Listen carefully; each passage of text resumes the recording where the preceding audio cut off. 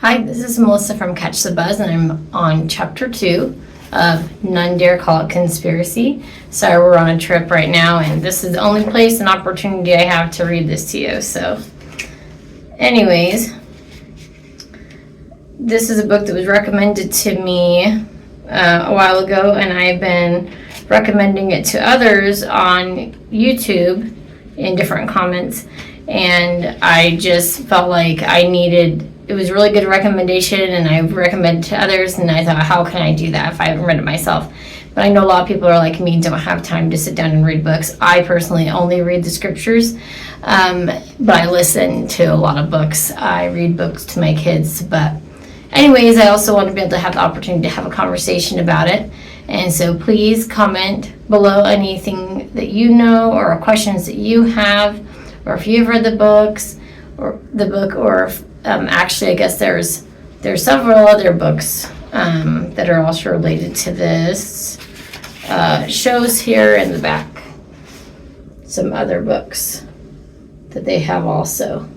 So, yeah, please let me know if those are ones that you have read. I can't recommend those because I haven't read those, and I didn't receive a recommendation for those ones. But anyways, but yes, please let me know what you know. Anyway, so just gotta find my spot again. All right, Chapter 2, Socialism. Royal road to power for the super rich. Everyone knows that Adolf Hitler existed. No one disputes that. The terror and destruction that this madman inflicted upon the world are universally recognized. And it's really interesting because the year's 2024 right now, and he's just being him and Nazis and stuff that's just being thrown around right now, trying to say that things now are just as bad as they were then, but in many more hypocritical ways, not actual situations. There are many true situations that are happening, but the ones that they bring up often in media are very hypocritical and disrespectful circumstances. In my opinion, let me know what you think about that. Hitler came from a poor family, which had absolutely no social position. He was a high school dropout, and nobody ever accused him of being cultured. Yet this man tried to conquer the world. During his early career, he sat in a cold garret and poured onto paper his ambitions to rule the world. We know that. Similarly, we know that a man named Vladimir Ilyich Lenin also existed. Like Hitler, Lenin did not spring from a family of social lions. The son of a petty bureaucrat, Lenin, who spent most of his adult life in poverty, has been responsible for the deaths of tens of millions of your fellow human beings and the enslavement of nearly 1 billion more. Like Hitler, Lenin sat up nights in a dark garret scheming how he could conquer the world. We know that too. Oh, by the way, I will put in the pinned comment, like, so this is Chapter 2, so I've explained my recommendation that I received for this book in video number 1, but I will also have that pinned to the top, where you can see the reference that where I got my recommendation for reading this book. Sorry. Anyways, so it is not theoretically possible that a billionaire could be sitting not in a garret but in a penthouse in Manhattan, London, or Paris and dream the same dream as Lenin and Hitler. Sorry if I'm saying that name wrong, Lenin. I don't know how I'm supposed to say that. You will have to admit it is theoretically possible Julius Caesar, a wealthy aristocrat, did, and such a man might form an alliance or association with other like-minded men. Might he not? Caesar did.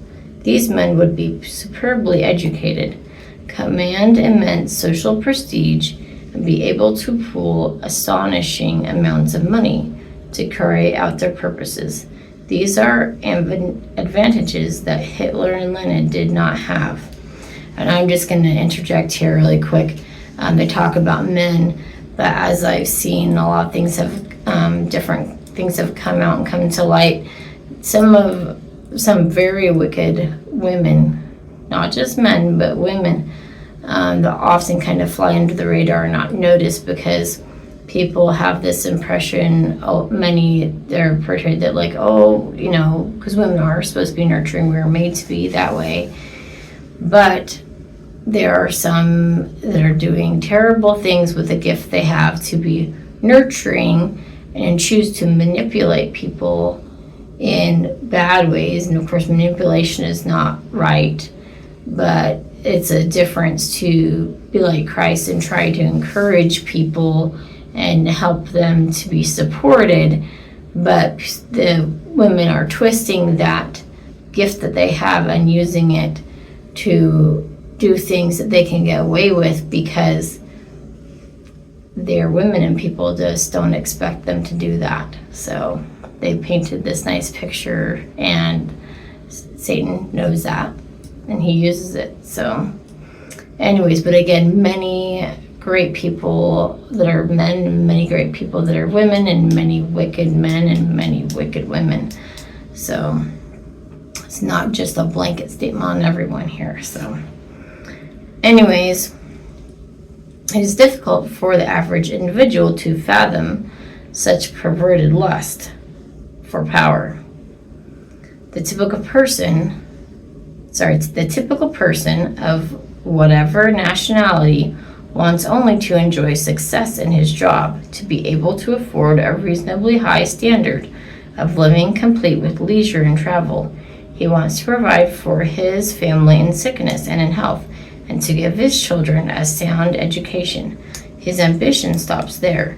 He has no desire to exercise power over others, to conquer other lands or peoples, to be a king. He wants to mind his own business and enjoy life. Since he has no lust for power, it is difficult for him to imagine that there are others who march to a very different drum. But we must realize that there have been Hitlers and Lenins and Stalins and Caesars and Alexander the Greats throughout history. Why should we assume there are no such men today, and I will say women as well,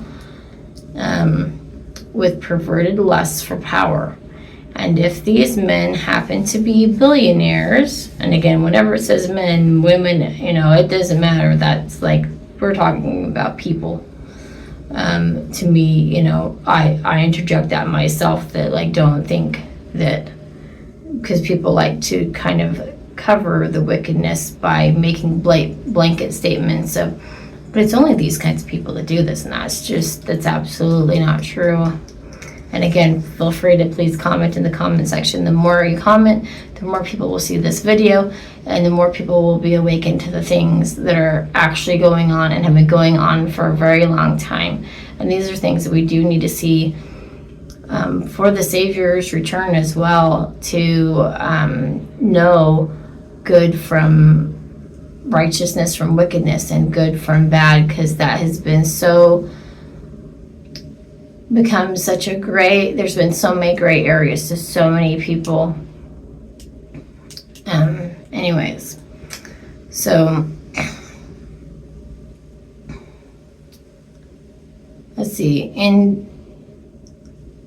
I might reread something, but and if these men happen to be billionaires, is it not possible that they would use men like Hitler and Lenin as pawns to seize power for themselves?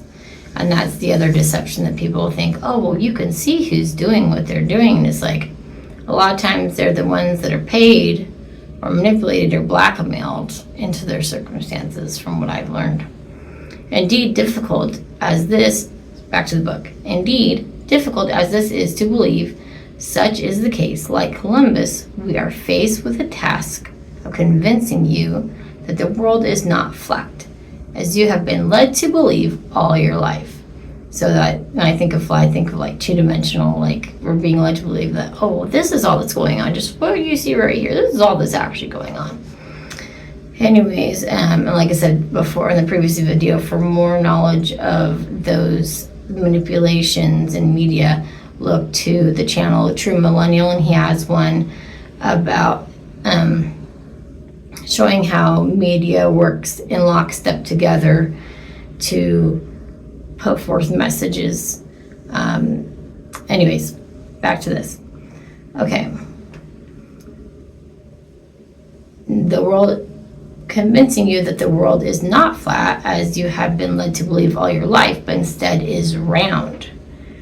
We are going to present evidence that what you call communism is not run from Moscow and Peking, but is an arm of a bigger conspiracy run from New York, London, and Paris. Then the men at the apex of this movement are not communists in the traditional sense of that term. They feel no loyalty to Moscow or Peking. Again, I don't know if I'm saying that right. They are loyal only to themselves and their undertaking. And these men certainly do not believe in the claptrap pseudo-philosophy of communism. They have no intention of dividing their wealth. Socialism is a philosophy which conspirators exploit, but in which only the naive believe. Just how finance capitalism is used as the anvil and communism is a hammer to conquer the world will be explained in this book. The concept that communism is but an arm of a larger conspiracy has become increasingly apparent throughout the author's journalistic investigations. He has had the opportunity to interview privately 4 retired officers who spent their careers high in military intelligence. Much of what the author knows he learned from them, and the story is known to several thousand others. High military intelligence circles are well aware of this network. In addition, the author has interviewed 6 men who have spent considerable time as investigators for congressional committees. And I'm just going to say the one that recommended this book also has worked for in the president's cabinet, I believe. So somebody that is knowledgeable in these areas from their own experience. In 1953, one of these men, Normand Dodd, he headed the Rees Committee's investigation of tax-free foundations. When Mr. Dodd began delving into the role of international high finance in the world revolutionary movement, the investigation was killed on orders from the Eisenhower-occupied White House. Let me read that again. When Mr. Dodd began delving into the role of international high finance in the world revolutionary movement, the investigation was killed on orders from the Eisenhower-occupied White House. According to Mr. Dodd, it is permissible to investigate the radical bomb throwers in the streets, but when you begin to trace their activities back to their origins in the legitimate world, he puts that in quotation marks, the political Iron Curtain slammed down. You can believe anything you want about communism except that it is a conspiracy run by men from the respectable world. People will often say to an active anti-communist, I can understand your concern with communism, but the idea that a communist conspiracy is making great inroads in the United States is absurd. The American people are anti-communist. They're not able to buy communism. It's understandable to be concerned about communism in Africa or Asia or South America with their tremendous poverty, ignorance, and disease, but to be concerned about communism in the United States. Now let's remember, this book was written in 1971, where the vast majority of people have no sympathy with it whatsoever, is a misspent concern. And I'd say written in 71, but it came out in 71, so it's written a bit before that. On the face of it, that is a very logical and plausible argument. The American people are indeed anti-communist. Suppose you were to lay this book down right now, pick up a clipboard, and head for the nearest shopping center to conduct a survey on Americans' attitudes about communism. Sir, you say to the first prospect you encounter, we would like to know if you are for or against communism. Most people would probably think you were putting them on. If we stick to our survey, we would find that 99% of the people are anti-communist. We probably would be hard put to find anybody who would take an affirmative stand for communism. And I'm just going to interject here too. I work at a large grocery store myself, and so I've been conducting these little surveys of people myself about just various things, countries they're from, and especially if there's a war going on, I'm like, okay, so what's actually going on? And so that has been a huge blessing for me, and awesome to hear from just average people, like, okay, what's this country really like? What's that government actually like? What's actually happening here? So I would encourage you to do some of the same. So back to the book. So on the surface, it appears the charges made against anti-communists concerned with the internal threat of communism are valid. The American people are not pro-communist, but before our imaginary interviewee walks away in disgust with what he believes is a hokey survey, you add, sir, before you leave, there are a couple of other questions I would like to ask. You won't find this quite so insulting or ludicrous. Your next question is, what is communism? Will you define it, please? Immediately, a whole new situation has developed. Rather than the near unanimity previously found, we now have an incredible diversity of ideas. There are a multitude of opinions on what communism is. Some will say, oh yes, communism, well, that's a tyrannical brand of socialism. Others will maintain communism as it was originally intended by Karl Marx was a good idea, but it has never been practiced and the Russians have loused it up.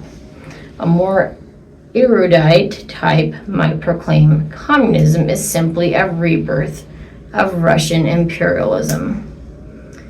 If perchance one of the men you ask to define communism happened to be a political science professor from the local college, he might well reply, you can't ask what is communism. That is a totally simplistic question about an extremely complex situation. Communism today, quite unlike the view held by the right-wing extremists in America, is not an international monolithic movement. Rather, it is a polycentric, fragmented nationalistic movement deriving its character through the charismas of its various national leaders. While, of course, there is the welding of Hegelian dialectics with Freibergen. I'm going to show you what this word is. I do not know how to say this. Freibergen, whatever. Yeah. Feuerbachian materialism held in common by the Communist parties generally. It is a monumental oversimplification to ask what is communism. Instead, you should ask what is the communism of Mao Zedong. I think I'm saying that wrong too. I know that's from China. What is the communism of the late Ho Chi Minh or Fidel Castro or Marshal Tito? If you think we are being facetious here, you haven't talked to a political science professor lately, for the above is the prevailing view on our campuses, not to mention in our State Department. Nothing concerning there, right, Americans? And people from other countries as well. I know you relate to these things. And again, I would love to know, it's for me, I would love to know where you're from. If you've served in the military or other political offices, that would be awesome. To share those experiences and give validation to these things. Because again, the more comments we receive and the more likes and views we receive, the more people will be aware of these things that are going on. Because I know that I can only imagine from the small bit of experience that I can say that I've had compared to many people with their firsthand experiences, that it's some things when you see them and other people don't get it, don't see it, it's like you feel like you're just screaming into the wind, because you're like invisible to people and like want to help them and to know what's going on, and they just can't hear it or don't hear it or whatever. Back to the book. Whether you agree or disagree with any of these definitions, or as may well be the case, you have one of your own. One thing is undeniable. No appreciable segment of the anti-communist American public can agree on just what it is that they are against. Isn't that frightening?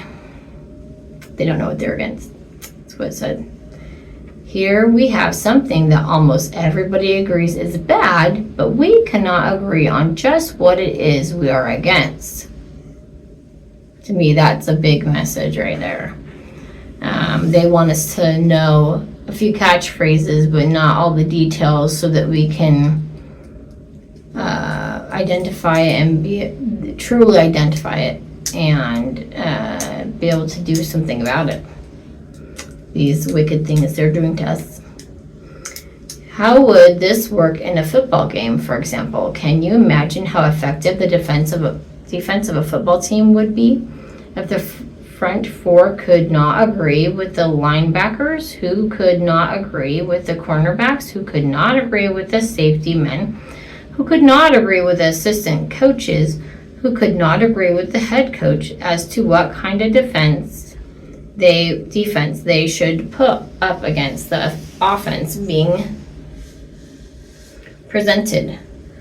The obvious result would be chaos. You could take a Sandlot team and successfully pit them against the Green Bay Packers if the Packers couldn't agree on what it is they are opposing. That is academic. The first principle in any encounter, whether it be football or war, hot or cold, is know your enemy. A lot of thoughts about that right there. Again, please comment below. And I know this video is going to be long, but it's worth it. Listen to it while you're doing the dishes, while you're doing laundry, whatever. That's what I do. So back to the book, and now I gotta find my spot. Thank you for being here. This is very enjoyable for me, at least, and I hope you enjoy it too. You could have, okay, let's see.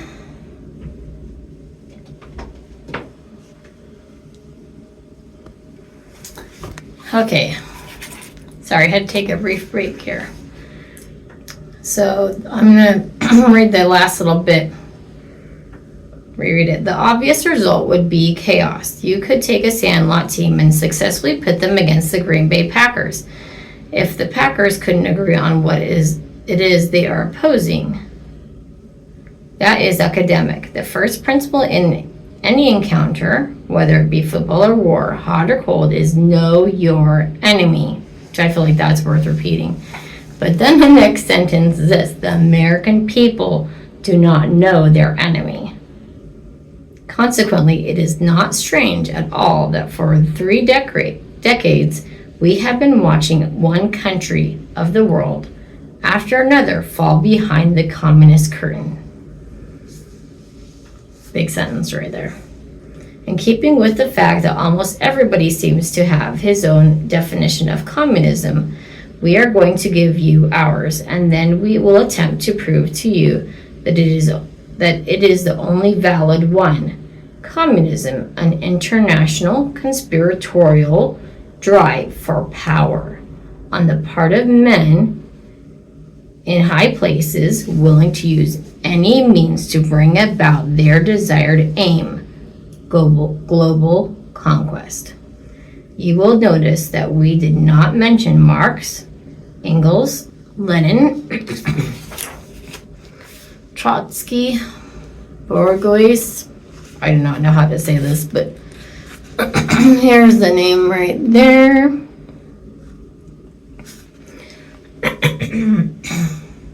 Oh, here we go. Proletariat or dialectical materialism. Okay. We said nothing of the pseudo-economics or political philosophy of the communists. These are the techniques of communism and should not be confused with the communist conspiracy itself. We did call it an international conspiratorial drive for power. Unless we understand the conspiratorial nature of communism, we don't understand it at all. So I'm going to read that in. Unless we understand the conspiratorial, conspiracies, whatever, conspiring, planning against nature of communism, we don't understand it at all. We will be eternally fixated at the Gus Hall level, and somebody tell me what that means, of communism, and that's not where it's at, baby. I really enjoy this writer. I do wish that I don't want to say dumbed it down, but they had put it in more plain terms that people could understand. They use some fancy words. I enjoy being cocky and funny like that myself sometimes, a lot actually. But I will tell you, there is somebody that I really enjoy. His name is, sorry, this is a side note, not in the book, of course. What I'm saying here, when he's like, that's not where it's at, baby. There is a counselor who is not of the same faith as I am, but he is a great believer in God and Jesus Christ, and his name is Jared Peterson. And it was interesting because I have only listened to things of his that are in more recent years, and like I said, right now it's the year 2024. So I would guess a lot of things that he has put out in like the last probably 4 or 5 years or less. I've listened to things from the last 3 years probably, maybe later, but he's one who's just, to me, just brilliant. He puts things in a lot more plain terms. It's like I can feel how big his brain is. And I may have said this in the last video because I just love this guy, but he is very smart. I'm one who doesn't swear, so there's times when I'm like, okay, man, you could leave that out. But considering today's standards, he is very clean in his language compared to today's standards, which are terrible, and have been made to be normal to a lot of people. But people still feel that they know in their heart that it's not right. But anyways, that's a wrap. But Jordan Peterson, he's very deep and intelligent, but puts it in such a great way that, more average people, I would say, like myself, can understand. And I just keep waiting for him to like say something that I don't agree with, and I'm like, oh my gosh, you're so right. So I would encourage you also to take a look at Jared Peterson. He's just brilliant and a big supporter of a lot of good Christian, and God-fearing values and marriage, saying, like, marriage is a blessing. It's such a great thing, and you'll do better off, if you have a good moral compass and find somebody else with the same, and you work well and you begin to work well together. You can do great things through marriage. Anyway, so I appreciate that because that's really not being said that way these days, unfortunately, in 2024, where a lot of people are divorced. Anyways, but back to the book, and that is not a judgment on people who've been divorced. We all know shades of good and bad in those situations, but that is the goal, to be with somebody, and to be able to hopefully be able to have children and add to community and world. Anyways, back to the book. So, the way to bring down the wrath of the liberal press establishment or the professional liberals is simply to use the word conspiracy in relation to communism. We are not supposed to believe that communism is a political conspiracy. We can believe anything else we wish to about it. We can believe that it is brutal, tyrannical, evil, or even that it intends to bury us. And we will win the plaudits of the vast majority of American people. But don't ever use the word conspiracy if you expect applause, for that is when the wrath of liberaldom will be unleashed against you. We are not disallowed from believing in all types of conspiracy, just modern political conspiracy. And I'm so sorry for friends of mine that English is not your first language. Hopefully you can look on this video and there will be what is it called? The transcript? Yeah, the transcript. And hopefully you can look up some of these words. And for some of us, I'm just saying some of us that speak English as our first language, and I only know some Spanish, but so anyways, just know for me that it's challenging, and I would love it if people commented too. They're like, oh yeah, I don't know what some of these words are. We're having to discern with the Spirit what all this, some of this means, because it's fancier words than some of us use.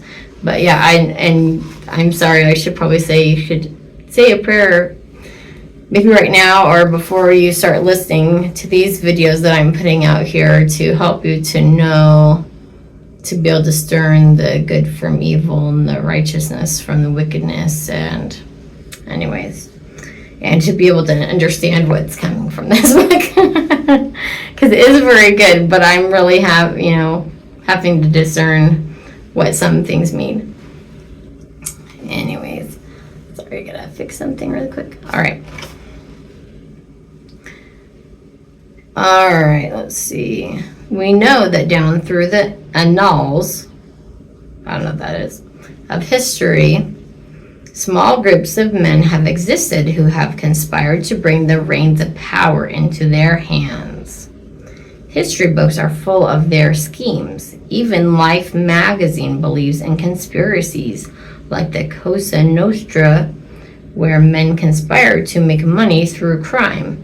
You may recall that Life did a series of articles on the testimony of Joseph Valachi.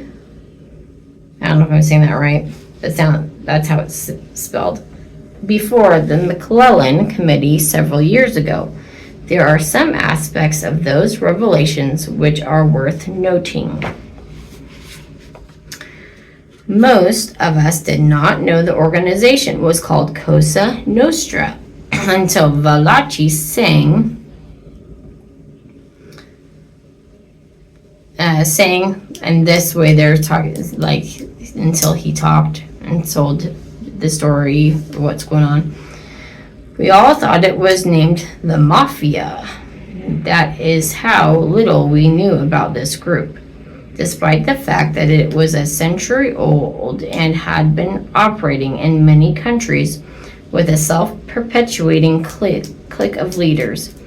We didn't even know it by its proper name. It is not possible a political conspiracy might exist, waiting for Joseph Valachi to testify. Is Dr. Carol Quigley the Joseph Valachi of political conspiracies? We see that everybody, even Life magazine, believes in some sort of conspiracy. The question is, which is the more lethal form of conspiracy, criminal or political?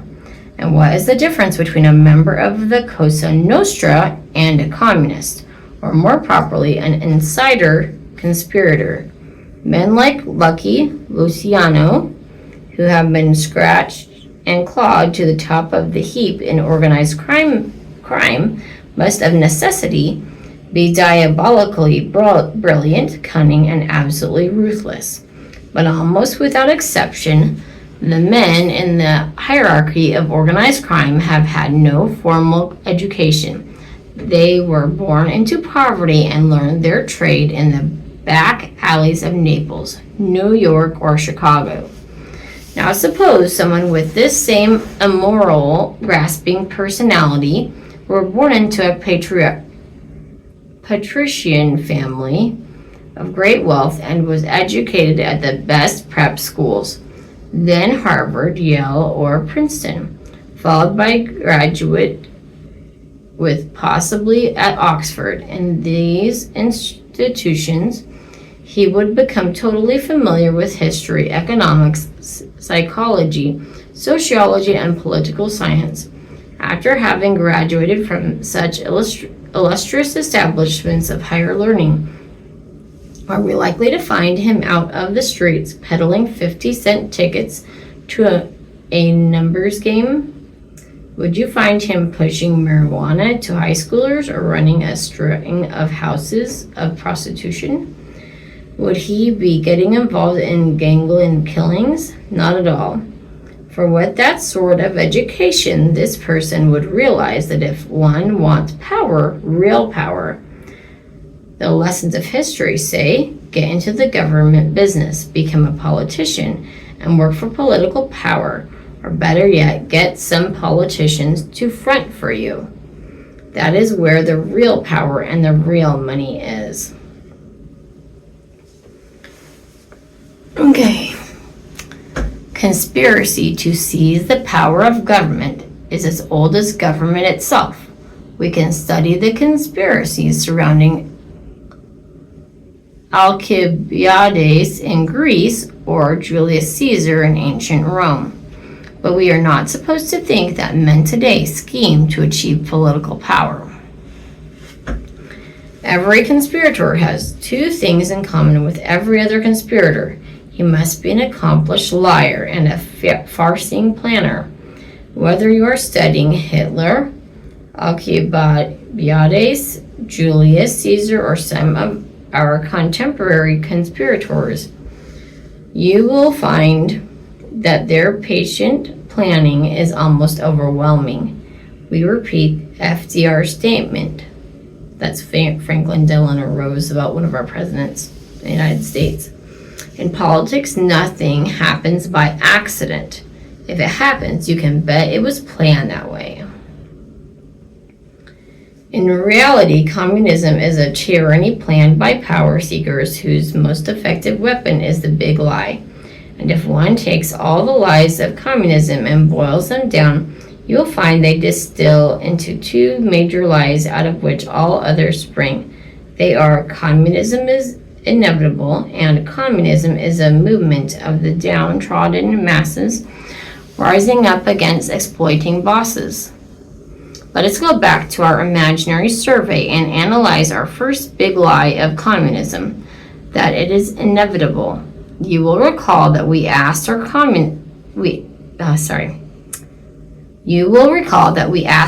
interviewee if he was for or against communism, and then we asked him to define it. Now we are going to ask him, sir, do you think communism is inevitable in America? And in almost every case, the response will be something like this. Oh, well, no, I don't think so. You know how Americans are. We are a little slow sometimes in reacting to danger. You remember Pearl Harbor, but the American people would never sit still for communism. Next we ask, well, then, do you think socialism is inevitable in America? The answer is almost every case will be similar to this. I'm no socialist, you understand, but I see what is going on in this country. Yeah, I'd have to say that socialism is inevitable. Then we ask our interviewee, since you say you are not a socialist, but you feel the country is being socialized, why don't you do something about it? His response will rim. I'm only one person. Besides, it's inevitable. You can't fight City Hall. Don't you know that the boys down at City Hall are doing everything they can to convince you of that? How effectively can you oppose anything if you feel your opposition is futile? Yep. Giving your opponent the idea that defending himself is futile is as old as warfare itself. In about 500 BC, the Chinese warlord philosopher Sun Tzu stated, "Supreme excellence in warfare lies in the destruction of your enemy's will to resist in advance of perpetual or perceptible hostilities." Let me read that again. Supreme excellence in warfare. Let's think about all we're going through right now, 2024, with what's happening with this idea of cancel culture that really came in 2020. And there's people that are just waiting for this. I just say, like, people are waiting for the Messiah, Jesus, to come, and they didn't recognize him, right? So many people. And then, like this, people are waiting for World War III to happen, but they don't realize it's been going on for a long time. And actually, this war has been going on always. Just, it looks different. Different people, different looks, different abilities, but the same things. And I would say that especially in the year 2020, where 2020 vision, you can see things clearly. To me, was very a telling phrase for people to recognize what was going on if they chose to see it. Let me read that part again. Supreme, this is from a Chinese warlord philosopher in 500 BC, 500 years before Christ was born. Sun Tzu stated, "Supreme excellence in warfare lies in the destruction of your enemy's will to resist in advance of perceptible," that means you could see it beforehand happening, perceptible hostilities. So like hostilities, like threats, dangers. We call it war or psychological warfare today. In poker, it's called running a good bluff. The principle is the same, which to me is like to outwit and deceive your opponent by using them against themselves. Really, manipulation.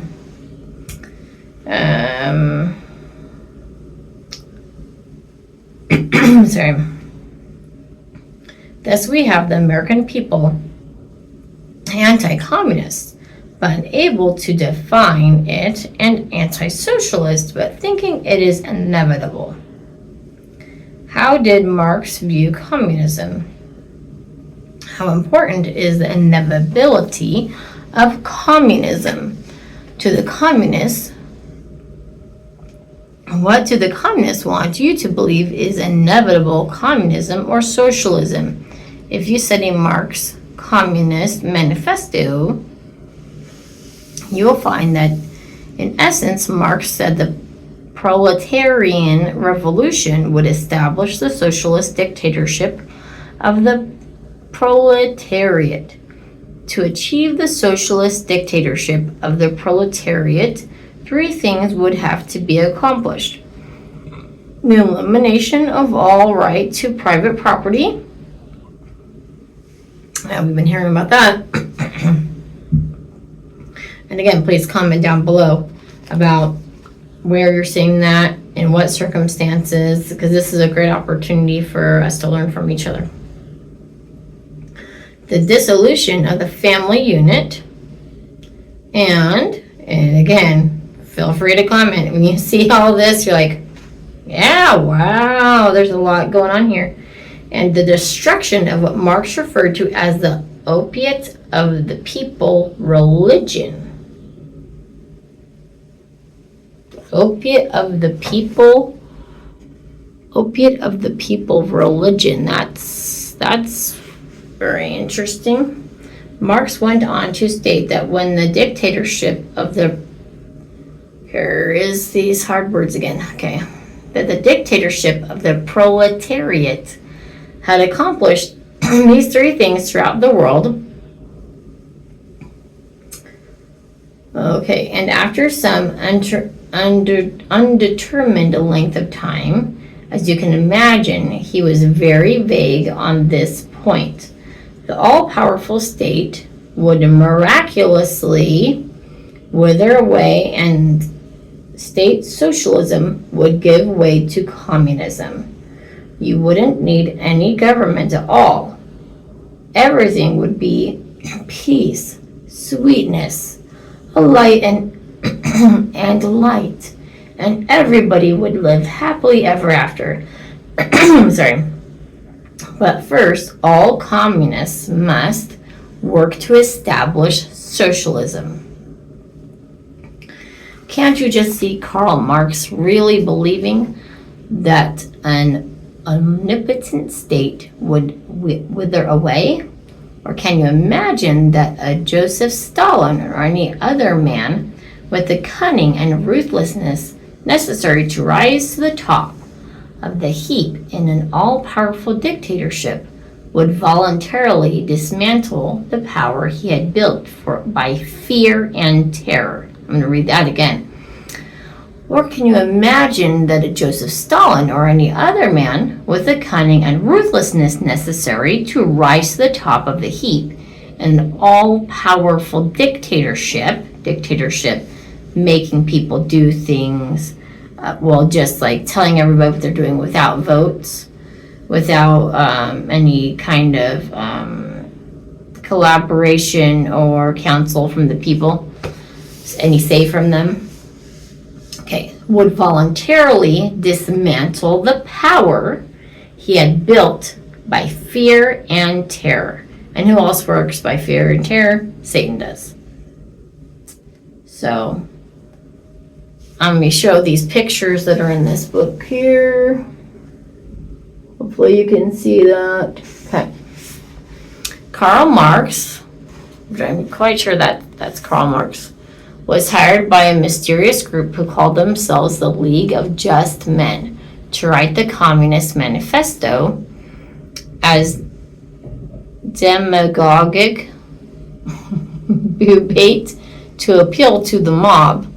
In actual fact, the Communist Manifesto was in circulation for many years before Marx's name was widely enough recognized to establish his authorship for this revolutionary handbook.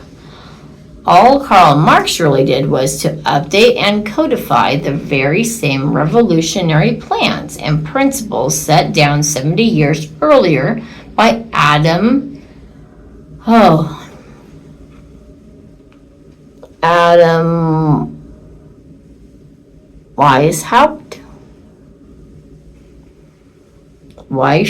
Weishaupt, the founder of the Order of Illuminati in Bavaria. And it is widely acknowledged by serious scholars of this subject that the League of Just Men was simply an extension of the Illuminati, which was forced to go deep underground after it was exposed by a raid in 1786 conducted by the Bavarian authorities. That's very interesting. If you have something to add to and say about that, I would be interested to hear. Socialism would be the bait, the excuse to establish the dictatorship. Since dictatorship is hard to sell into idealistic terms, the idea had to be added that the dictatorship was just a temporary necessity and would soon dissolve of its own accord. You really have to be naive to swallow that, but millions do. Okay. I want to read that last bit again, actually, since that sounds very important to me. Socialism would be the bait. And I've heard people use that lately too. Well, that's a socialist person. So, anyways, the excuse to establish the dictatorship. Excuse to establish the dictatorship. Is that not what's happened? I remember it's 2024 right now. Has that not happened the last few years? Right? Since dictatorship is hard to sell in idealistic terms, the idea had to be added that the dictatorship was just a temporary necessity and would soon dissolve of its own accord. You really have to be naive to swallow that, but millions do. Happening in like many countries, right? Probably not so much in every country, but many of them. The drive to establish socialism, not communism, is at the core of everything the communists and the insiders do. Marx and all of his successors in the communist movement have ordered their followers to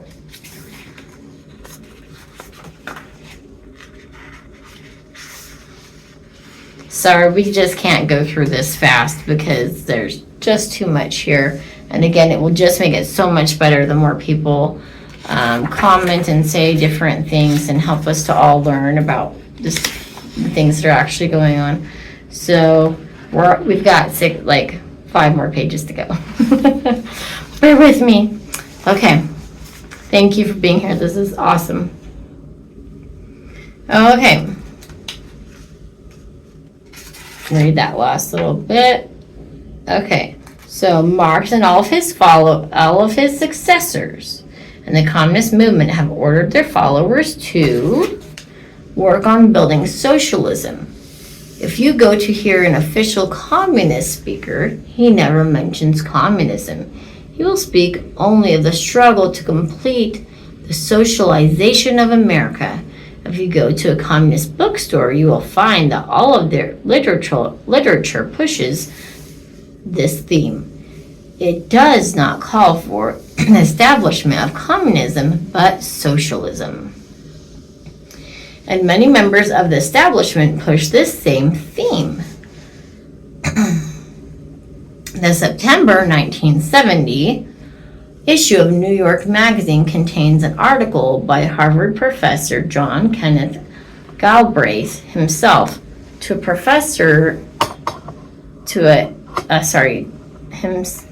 Galbraith himself, a professed socialist, entitled Richard Nixon and the Great Socialist Revival, and describing what he calls the Nixon game plan.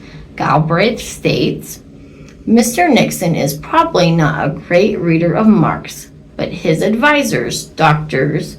Burns, Schultz, and McCracken, are excellent scholars who know him well and could have brought the present abreast, and it is beyond denying that the crisis that aided the rush into socialism was engineered by the administration. Shocking, right? Interesting. Sorry, those are my little add-ins. Obviously, Dr. Galbraith began his article by stating, certainly the least predicted development under the Nixon administration was this great new thrust to socialism. One encounters people who still aren't aware of it. Others must be rubbing their eyes, for certainly the portents seemed all to the contrary. As an opponent of socialism, Mr. Nixon seemed steadfast.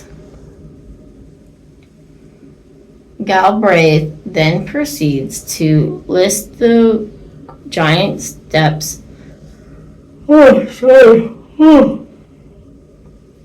Galbraith then proceeds to list the giant steps towards socialism taken by the Nixon administration. The conclusion one draws from the article is that socialism, whether it be from Democrat or Republican parties, is inevitable. Fellow Harvard socialist Dr. Arthur Schlesinger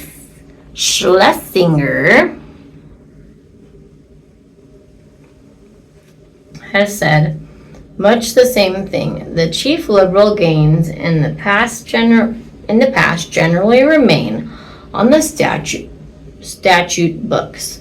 When the conservatives recover power, liberalism grows constantly more liberal, and by the same token, conservatism grows constantly less conservative.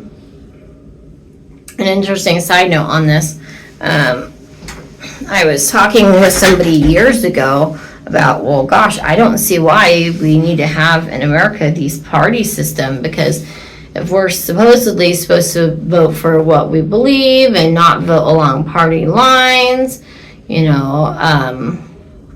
then why have these parties? And they're like, well, it's just a matter to be organized. And I'm like, garbage. It's garbage in my opinion. I was like, I could see there were things going on. I was recognizing the selling points. But anyways, all this efforts, this is my side note, all this efforts to make certain people be the bad guys and other people are generous and benevolent and kind and just out there to help us, right? Okay. Anyways. All right. Many extremely patriotic individuals have innocently fallen for the conspiracy line. Walter Trohan, columnist emeritus for the Chicago Tribune and one of America's outstanding political commentators, has accurately noted, it is a known fact that the policies of the government today, whether Republican or Democratic, are closer to the 1932 platform of the Communist Party than they are to either of their own party platforms in that critical year. More than 100 years ago, in 1848 to be exact, Karl Marx promulgated his program for the socialized state in the Communist Manifesto. And Mr. Trohan has also been led to believe that the trend is inevitable. Conservatives should be realistic enough to recognize that this country is going deeper into socialism and will see expansion of federal power. Imagine that. That's for me.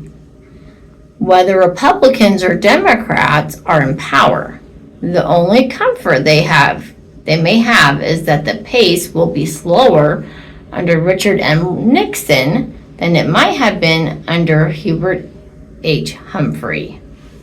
Conservatives are going to have to recognize that the Nixon administration will embrace most of the socialism of the Democratic administrations while professing to improve it. The establishment promotes the idea of the inevitability of communism through its perversion of terms used in describing the political spectrum. We are, says see chart 1. This must be on this other page. Chart 1. There we are. So get that for a moment. Then I gotta go back to the other page. All right. We are told that on the far left of the political spectrum, I'll try and show this as I'm reading so you can see it. I can't. Okay, this is tricky to read through this page. Okay. All right. Hold on. We are told that on the far left of the political spectrum, we find communism, which is admittedly dictatorial. But we are also told that equally to be feared is the opposite of the far left, i.e., the far right, which is labeled fascism. We are constantly told that we should all try to stay in the middle of the road, which is termed democracy. but by which the establishment means Fabian or creeping socialism. The fact that the middle of the road has been moving inexorably leftward for 40 years is ignored. Here is an excellent example of the use of false alternatives.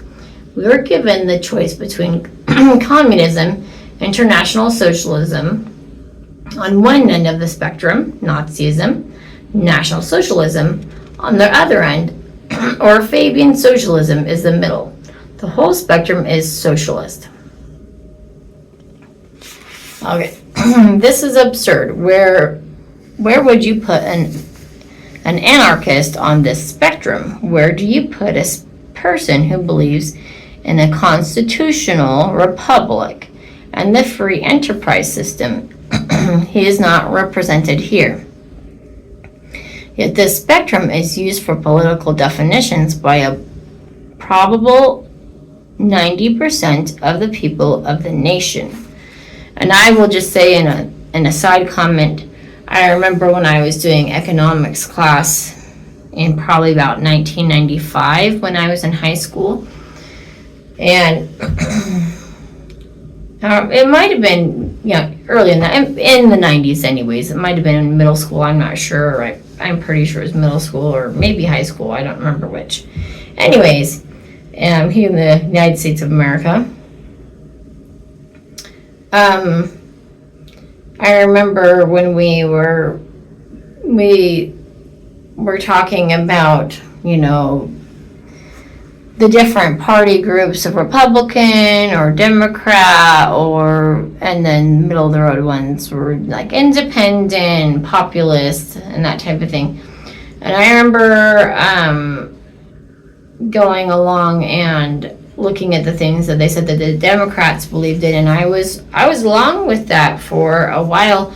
And then I remember it was interesting. I don't know if the teacher planned it this way, but we went. I remember it had to have been elementary school because we went to recess or whatever, and then I came back, and then they talked about the other things that the Democrats at the time had said that they believed in.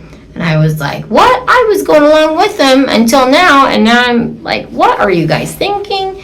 Why are you even saying this stuff? So, anyways, so that's my experience. Oh, sorry.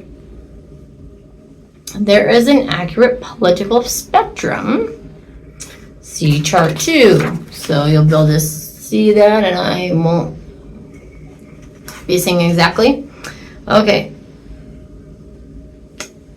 There's an accurate political term. See chart 2. Communism is, by definition, total government. If you have total government, it makes little difference whether you call it communism, fascism, socialism, Caesarism, or Pharaohism. It's all pretty much the same thing. It's all pretty much the same from the standpoint of the people who must live and suffer under it. If total government by any of its synonyms stands on the far left, then by logic, the far right should represent anarchy or no government. Okay. It says chart 1 depicts a false left-right political spectrum used by liberals, which has communism, international socialism on the far left, and its twin, fascism, National Socialism on the far right, with the middle of the road being Fabian socialism. The entire spectrum is socialist. Chart 2 is a more rational political, this must be one, and this is 2. Chart 2 is a more rational political spectrum with total government in any form on the far left and no government or anarchy on the far right. The U.S. was a republic with a limited government, but for the past 60 years we have been moving leftward across the spectrum towards total government. Sorry, you can't see this, I'm sorry. But for the past 60 years have been moving leftward across the spectrum towards total government with each new piece of socialist legislation.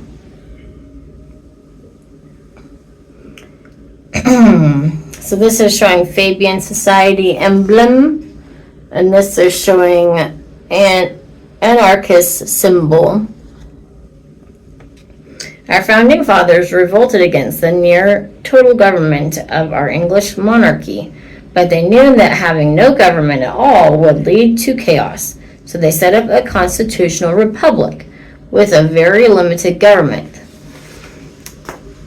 They knew that men prospered in freedom, although the free enterprise system is not mentioned specifically in the Constitution. It is the only one which can exist under a constitutional republic. So I have some thoughts about that, of what we've been suffering through since about the pandemic time, and how the U.S., for example, has not done very well. And feel free to comment about that in the comment section, please. Okay. All right. Sorry. So interesting how they say, freedom allows people to prosper, right? So if we're not prospering, we must not be having a lot of freedom. All collectivist systems require power in government, which the Constitution did not grant. Our founding fathers had no intention of allowing the government to become an instrument to steal the fruit of one man's labor and give it to another who had not earned it. Our government was to be one of severely limited powers. Thomas Jefferson said, "In questions of power, then let no more be heard of confidence in man, but bind him down from mischief by the chains of the Constitution." Jefferson knew that if the government were not enslaved, people soon would be. It was Jefferson's view that government governs best which governs least. Our forefathers established this country with the very least possible amount of government. Although they lived in an age before automobiles, electric lights, and television, they understood human nature and its relation to political systems far better than do most Americans today. Times change, technology changes, but principles are eternal. Primarily, government was to provide for national defense and to establish a court system. But we have burst the chains that Jefferson spoke of, and for many years now we have been moving leftward across the political spectrum toward collectivists, total government. Every proposal by our political leaders, including some which are supposed to have the very opposite effect, such as Nixon's revenue sharing proposal, carries us further leftward to centralized government. This is not because socialism is inevitable. It is no more inevitable than Pharaohism. It is largely the result of clever planning and patient gradualism. Okay, so I'm going to do my best. This video is going quite long, and I can always interject things, but I'm counting on you guys to do that and mention all kinds of things in the comment section, because that's just what we need to do, please. So, you can pause it and then put in your comments and stuff like that when you're watching the video. That's what I do all the time. I love commenting and having conversation, and it's amazing to see how a lot of us see the same things, and we wake up the people that are asleep. This is your opportunity to wake up some people. Hopefully hopefully there's somebody here that's going to be asleep that is going to wake up. So, since all communists and their insider bosses are waging a constant struggle for socialism, let us define that term. Socialism is usually defined as government ownership and or control over the basic means of production and distribution of goods and services. When analyzed, this means government control over everything, including you. All controls are people controls. If the government controls these areas, it can eventually do just exactly as Marx set out to do, destroy the right to private property, eliminate the family, and wipe out religion. I'm going to read that again.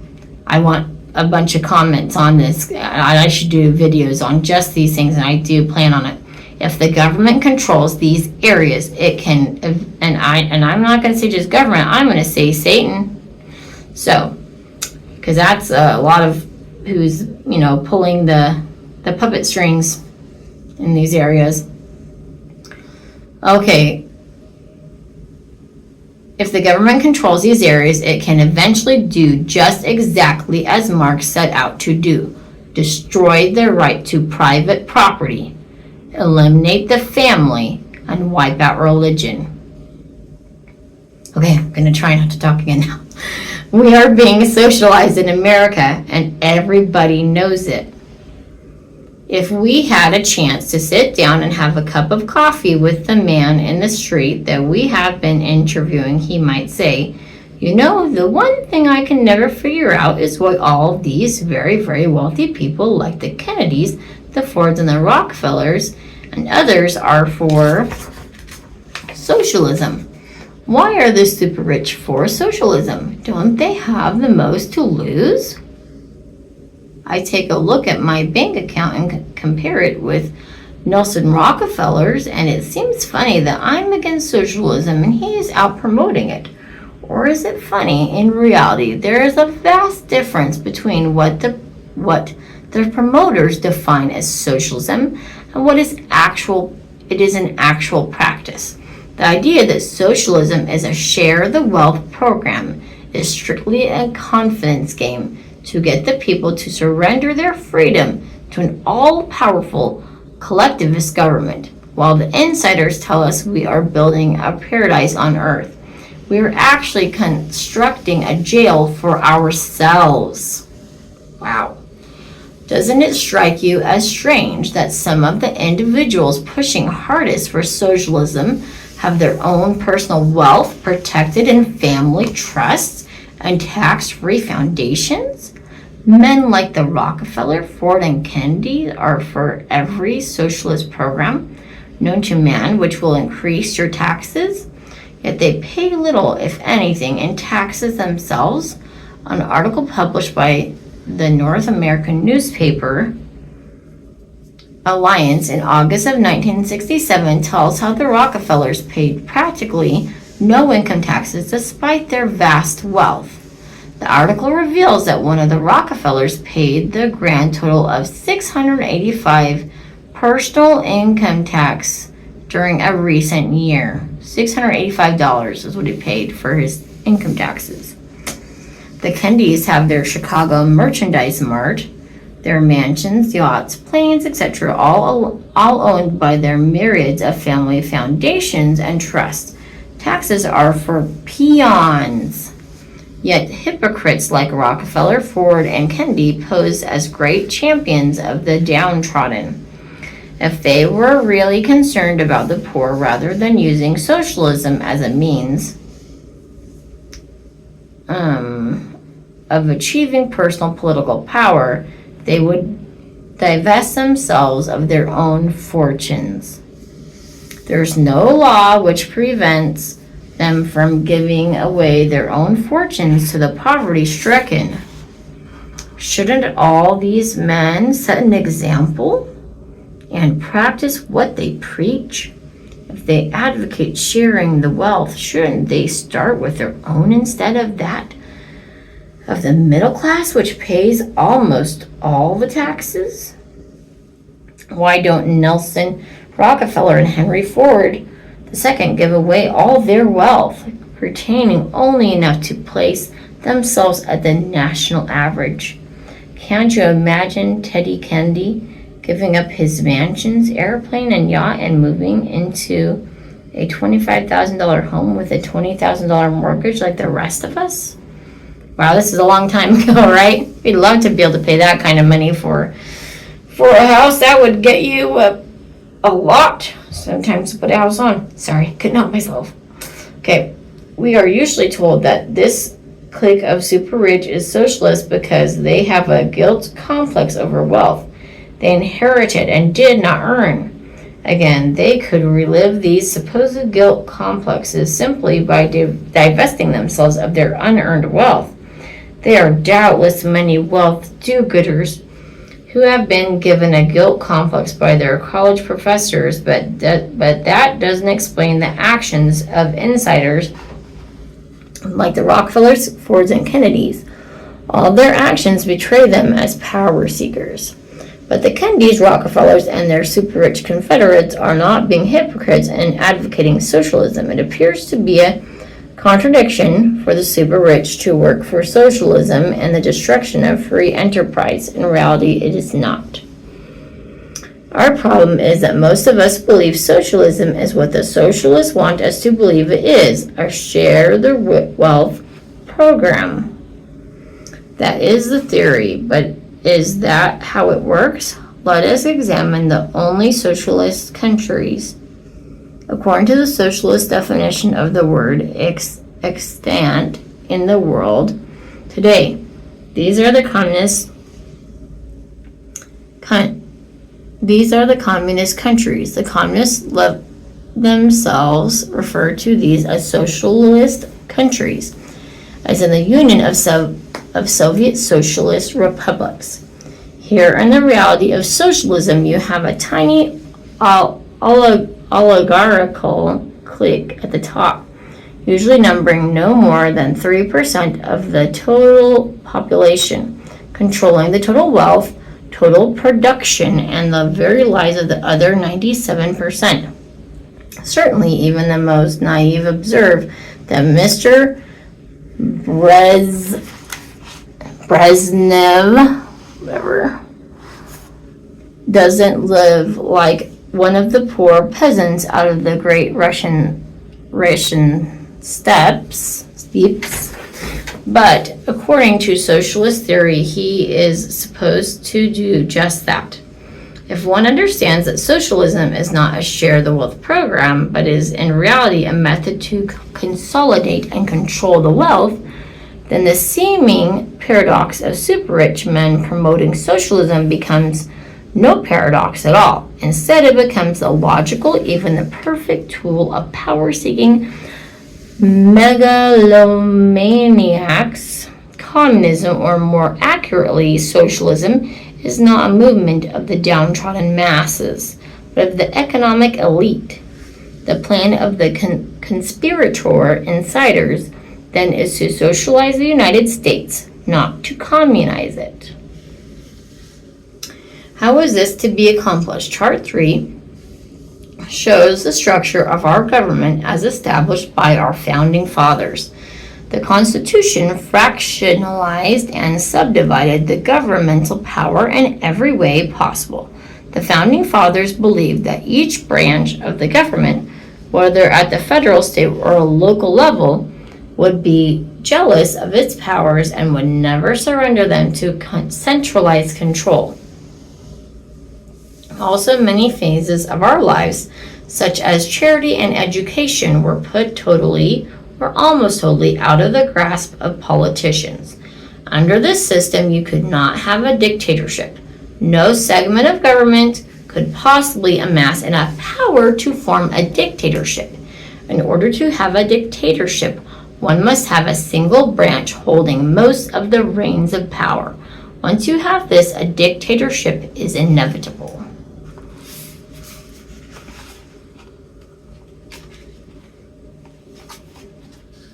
We're almost there. Okay, stay with me. Okay. All right. So I'm going to read this and then see when it refers to this. I haven't seen a reference to chart 3 yet. So, oh my goodness. All right. Sorry. I'm going to read that last paragraph again because I was trying to read well. I'll just say that. So, try this trick again.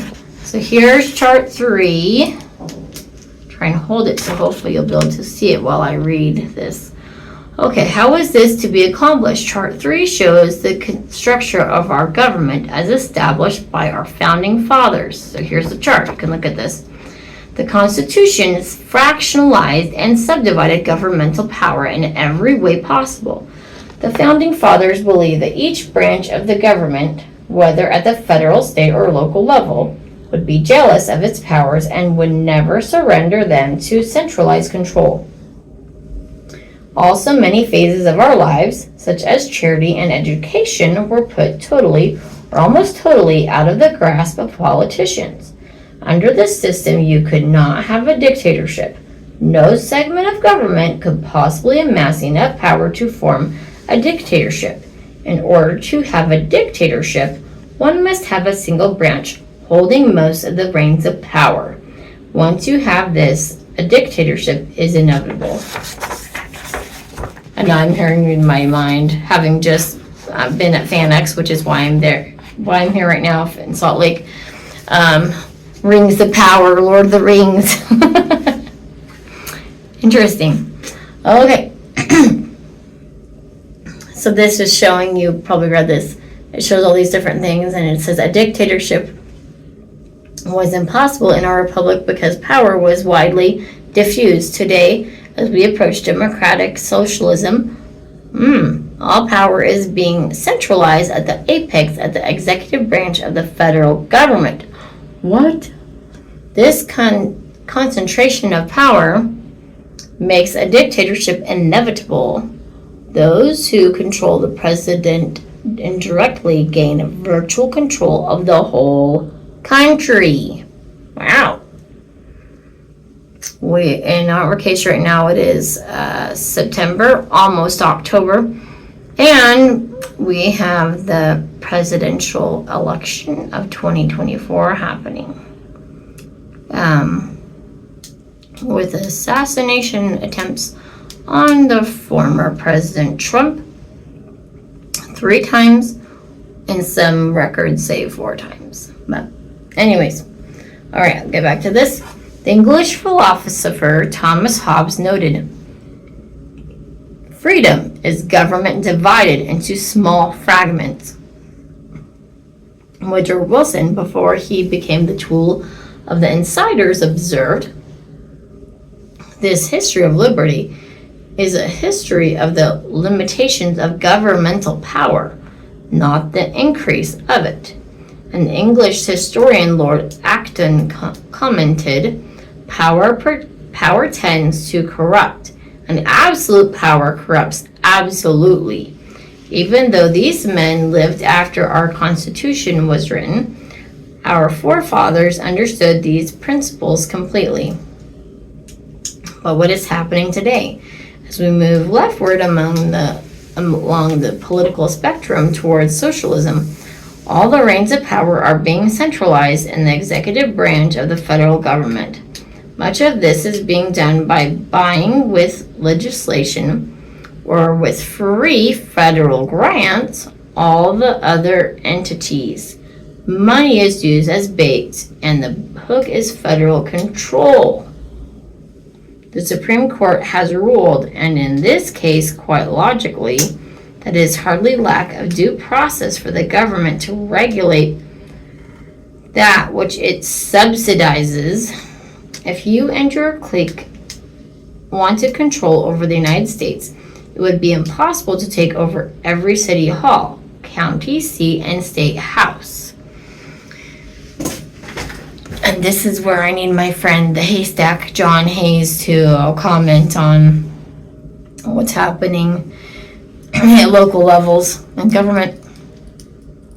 In local government, you would want all power vested at the apex of the executive branch of the federal government.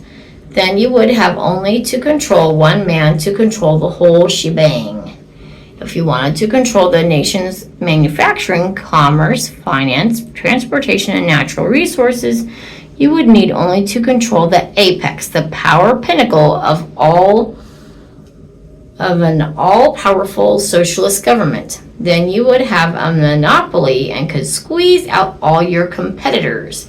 If you wanted a national monopoly, you must control a national socialist government.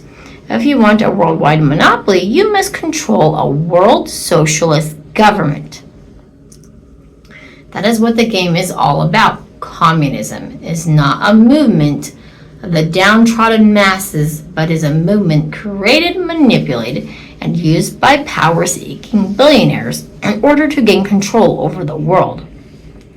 First, by establishing socialist governments in the various nations, and then consolidating them all through a great merger into an all-powerful world socialist superstate, probably under the auspices of the United Nations. The balance of this book will outline just how they have used communism to approach that goal. Awesome. So that's just chapter 2. That was called Socialism, Royal Road to Power for the Super Rich. So this is chapter 3. I'm not going to start this because we're going chapter by chapter. So we're on page 28 of 109 pages. So, anyways, this a little bit through. Thank you so much for listening. I really am excited to see the comments that you have, and don't worry about if you feel like you're asking any kind of silly questions. I'm really hoping to see a bunch of my YouTuber friends on here commenting, and we can help people to wake up and see the things that are going on. And I look forward to seeing you when I read chapter 3. Talk to you later. Thanks. Bye.